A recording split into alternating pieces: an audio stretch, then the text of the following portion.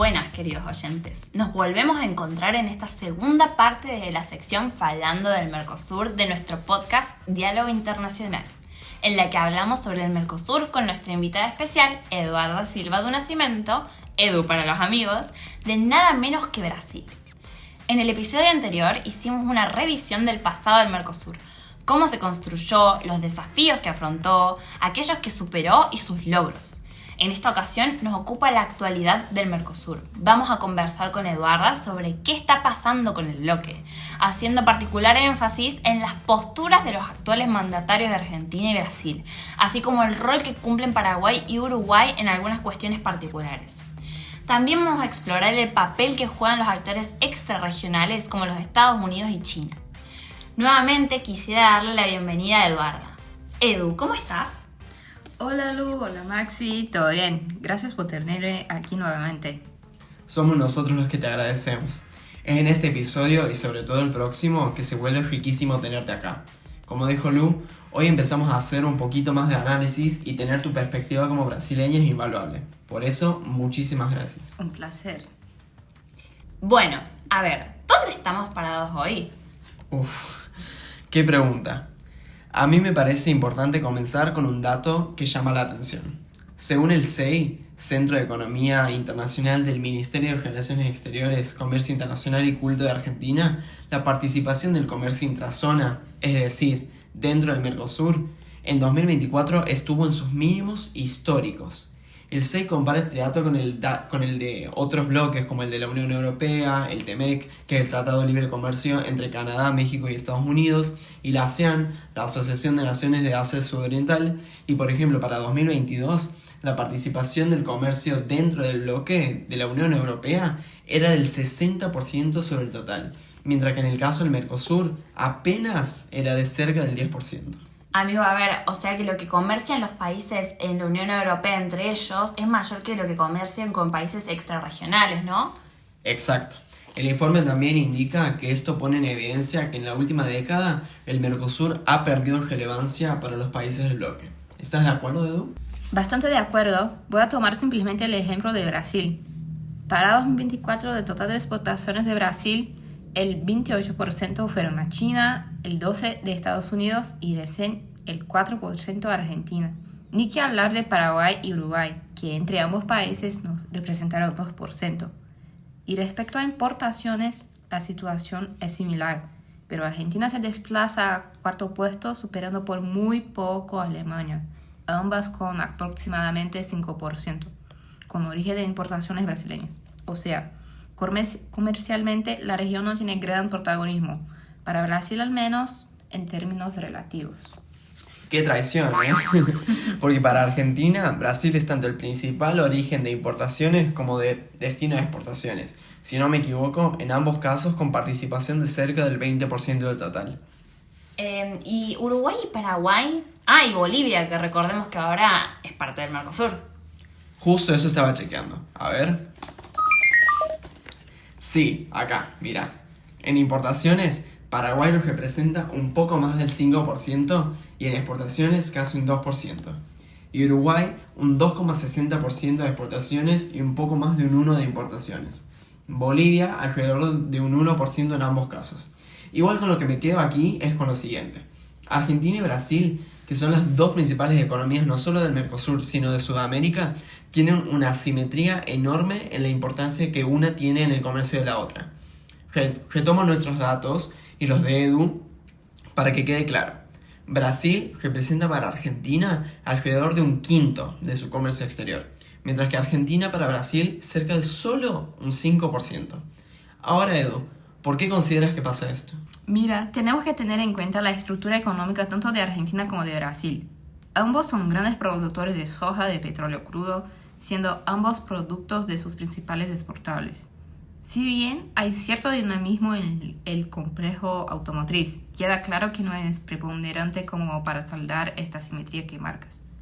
La complementariedad de nuestras industrias no es suficiente ni tampoco ha dado pasos decididos como para que podamos hablar de una verdadera integración económica, tanto para que motive las dinámicas complementarias como que para que resulte de ella. Entonces, al menos que en base A esto podríamos empezar a hipotetizar que los incentivos comerciales son magros y débiles. No solo diría que son magros y débiles, sino que hay otros intereses que corresponden a lo comercial y que se conjugan con lo institucional y lo político desde el momento que exigen flexibilizar el Mercosur.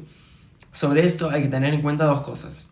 Primero, el arancel externo común que tiene el Mercosur es de los más altos en comparación a los otros bloques, por lo que, por ejemplo, Bolsonaro lo bajó unilateralmente como un movimiento excepcional para presionar a que lo haga el bloque.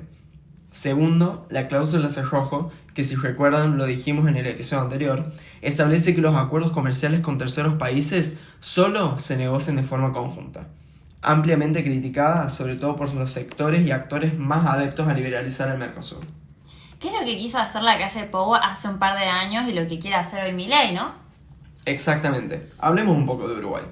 En 2021 había iniciado un estudio de factibilidad para hacer un tratado de libre comercio con China que finalizó en 2022, con resultados positivos. El problema es que no lo puede firmar bilateralmente, por la cláusula cerrojo que mencionaba antes. O sea, lo necesita hacer sí o sí en el marco del Mercosur de forma conjunta. El resto de países no acompañó la firma como bloque y por ende la calle Pou, con su vocación aperturista uruguaya, dijo que Uruguay no iba a quedarse quieto, en conferencia de prensa luego de concluir el estudio de factibilidad. Sí, claro. Bueno, en esa época Bolsonaro gobernaba Brasil. Y aunque recuerdo que en campaña amenazaba como abandonar al bloque por considerarlo irrelevante, después cambió esa óptica a uno de mínimos, en que Mercosur se servía a Brasil como una forma comercialista y para fines utilitarios. Recordemos que Bolsonaro giró la agenda internacional hacia, sobre todo, Estados Unidos, casi ignorando la región.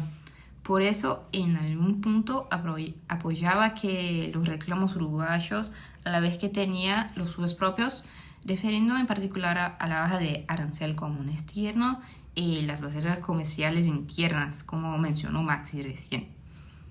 Por otra parte, tenemos que recordar que Paraguay, como dijimos en el episodio pasado, no reconoce a la República Popular de China como Estado, sino que su reconocimiento recae sobre la República de China, que todos conocemos como Taiwán.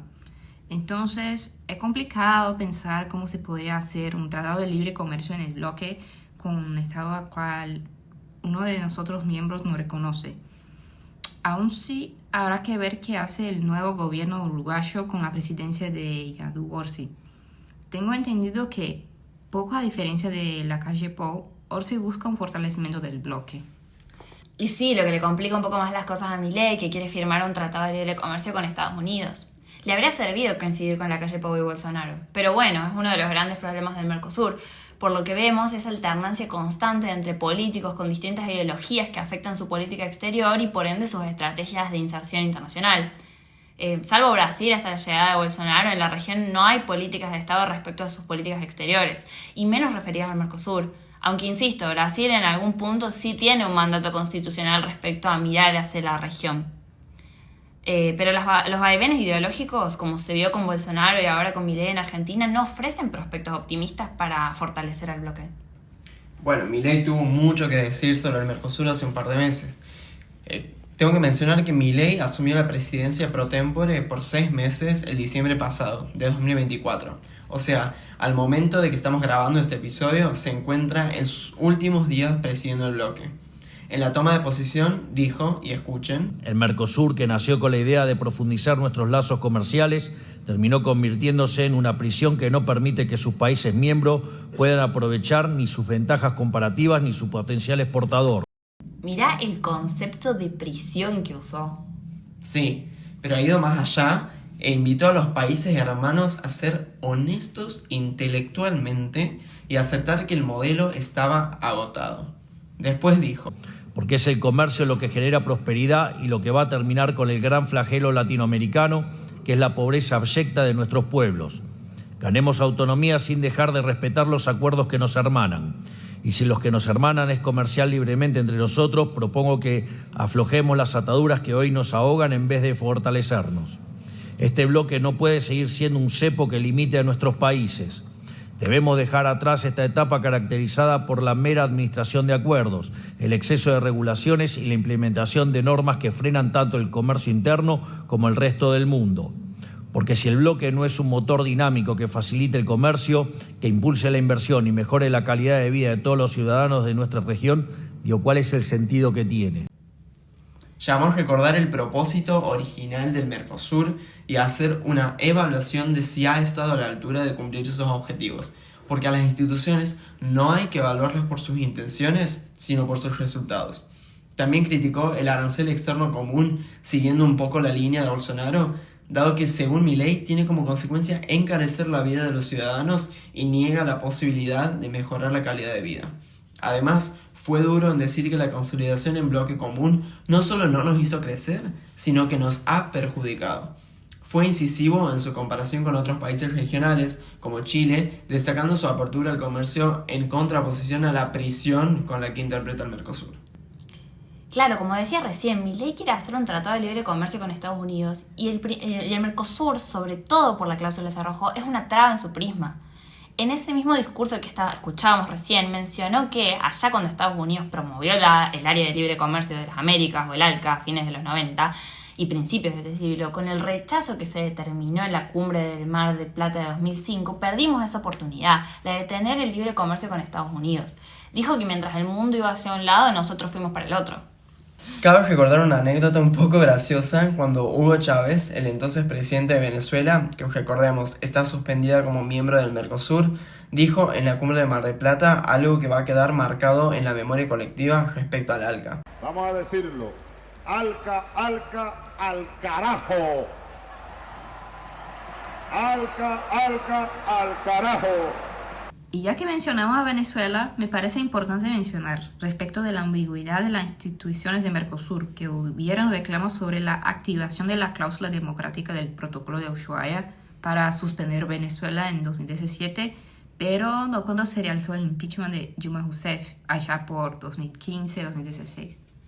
Sí, en algún punto la cuestión de Venezuela también fue un factor que sacudió a la región, y sobre todo el Mercosur, especialmente en un contexto en el que se diluía la UNASUR y se erigía el PROSUR de la mano de gobiernos regionales más alineados a lo que podría decirse una centro-derecha.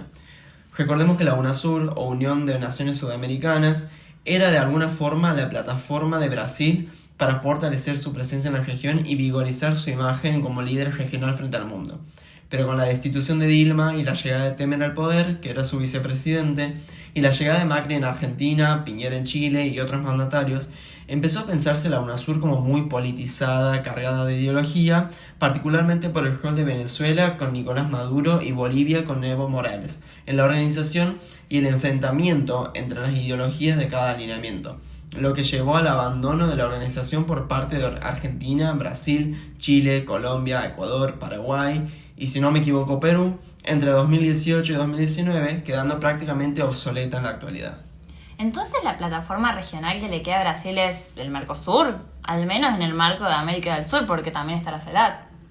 Sí, aunque la CELAC sí es importante para Brasil, el foco está más puesto en la región sudamericana, en la consolidación de no necesariamente un liderazgo regional, dado que Brasil se maneja principalmente por los principios de no indiferencia, sí intervenir en los asuntos internos de los estados vecinos y también porque las élites brasileñas no están dispuestas a asumir los costos que implicaría solidificar el liderazgo.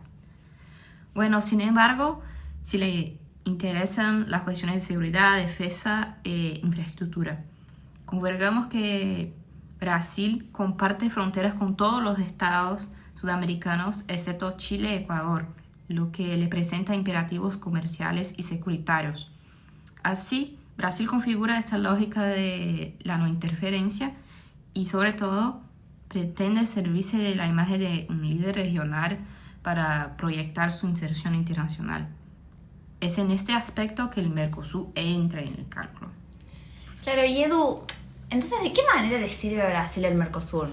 Digo, con todo lo que ya dijimos antes, ¿no le parece presentar grandes beneficios? Tomemos las palabras del mismo Lula da Silva. En la misma ocasión que Milei atacaba el Mercosur, como escuchemos recién, Lula lo reivindicaba. Tengamos en cuenta que Brasil tiene un importante reclamo de representatividad regional en los organismos internacionales, sobre todo en el Consejo de Seguridad de las Naciones Unidas, en que reclama un asiento permanente para sí. Para esta reforma de la gobernanza global, como él la llama, necesita de un apoyo regional, y dado que no existe UNASUR como un sustento institucional, le queda el soporte de que representa el Mercosur, tanto los Estados miembros como los asociados. Pero eso necesita de un Mercosur fuerte y que va a buscar fortalecerlo. Maxi, ¿puede poner el audio de Lula? Estamos creando una de las mayores áreas de libre comercio del mundo que reúne a más de 700 millones de personas. Y nuestras economías juntas representan un PBI de 22 billones de dólares. La realidad geopolítica y económica global nos muestra que la integración fortalece a nuestras sociedades, moderniza nuestras estructuras productivas y promueve nuestra inserción más competitiva en el mundo. Nuestra agenda externa está posicionando nuevamente el Mercosur en el comercio internacional. El Mercosur es un ejemplo de que es posible conciliar desarrollo económico con responsabilidad ambiental. Nuestro bloque tiene una oportunidad histórica de liderar la transición energética y enfrentar los desafíos que implica el cambio climático. Un Mercosur fuerte y unido es un Mercosur interconectado con Sudamérica y con los grandes temas de la agenda global. Los proyectos del FOSEM son estratégicos en el esfuerzo por reducir las asimetrías y acercar a nuestros países cada vez más. Quiero agradecer a todos los países miembros del Mercosur su participación en la cumbre de líderes del G20 en Río de Janeiro. Tuvimos un apoyo expresivo en el lanzamiento de la Alianza Global contra el Hambre y la Pobreza. Nuestra actuación conjunta fue fundamental para la aprobación de un llamado a la acción para la reforma de la gobernanza global. Es esencial corregir la baja representación de nuestra región en la ONU y en las organizaciones de Bretton Woods. Estimados amigas y estimados amigos, el Mercosur tiene un elemento crucial que le da fuerzas, más allá de su dimensión económica y comercial: su gente. Nuestra tarea es hacer que la integración sea vista como un camino eficaz para conquistar y hacer efectivos derechos. Necesitamos recuperar la participación social en el bloque, que ha sido pionero en incorporar a la sociedad civil en los debates gubernamentales. Defendemos el fortalecimiento del Instituto Social, así como del Instituto de Políticas Públicas de Derechos Humanos. Estos órganos no pueden tener sus actividades estranguladas bajo el pretexto de ahorro de recursos. Promover la igualdad de género, la lucha contra el racismo, fomentar la educación y la justicia social no son gastos, sino inversiones en el potencial humano de nuestros países. Ese es el modelo de integración que defendemos, orientado a reducir las desigualdades dentro y entre los países. Un inductor del crecimiento sostenible al mismo tiempo en que es defensor de los derechos humanos y del Estado democrático de derecho. Un modelo que ante divergencias y adversidades fomenta el diálogo y la cooperación. La libertad en todas sus manifestaciones es un componente esencial de una democracia saludable, pero ella debe venir asociada a la protección de los derechos y las libertades de otros y del mismo orden político. La democracia en su plenitud es la base para promover sociedades pacíficas, libres del miedo y de la violencia. Que tengamos en el Mercosur el sentido de justicia e inclusión del compañero Pepe Mujica. En un discurso histórico en la ONU en 2013, Pepe dijo, y yo repito: soy del sur y vengo del sur a esta asamblea. Cargo inequívocamente con los millones de compatriotas pobres, en las ciudades, páramos, selvas, pampas y socavones de la América Latina, patria común que se está formando. Es y seguirá siendo un componente central de la inserción internacional de Brasil.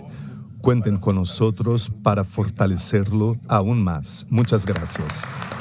Evidentemente, y de nuevo, como ya dijimos, tenemos a los líderes regionales yendo a contramano. Milei, que quiere flexibilizar o abandonar el Mercosur, y Lula, que lo quiere fortalecer. ¿Qué va a pasar con el bloque? Yo quisiera destacar algo que dijo Lula. El énfasis de componente humano, la gente, ¿qué nos sirve a nosotros como ciudadanos que el Mercosur siga o no funcionando? Más allá de que no haya alcanzado ni parece que lo va a hacer, su objetivo de conformarse como mercado común y que sea una unión aduanera imperfecta. ¿Qué nos pasaría a nosotros, la gente común, si por esas diferencias el Mercosur dejara de estar vigente o si, por ejemplo, Argentina abandonara el bloque? ¿Les parece que lo charlemos en el siguiente episodio? Nos encontramos en la próxima, queridos internacionalistas. Esto fue un diálogo internacional.